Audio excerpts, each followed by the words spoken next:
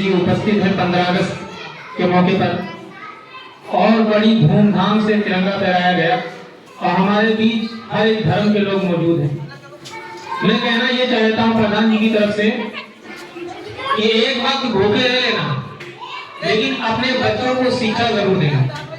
अपने बच्चों को तालीम जरूर बनाना, अपने बच्चों को तालीम याफ्ता जरूर बनाना।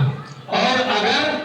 आप अपने बच्चों को तालीम नहीं देंगे तो कोरे कागज की तरह रहेंगे, और जब आपके बच्चे तालीम बन जाएंगे तो याद रखिए जो हिंदुस्तान के टुकड़े टुकड़े करने की कोशिश करेगा तो उनके खिलाफ आवाज को बुलंद करेंगे, डरेंगे नहीं, दबेंगे नहीं, झुकेंगे नहीं, आवाज को बुलंद करेंगे। इसलिए हमारा हिंदुस्तान कल भी महान था, आज भी महान है, आने वाले वक्त में भी महान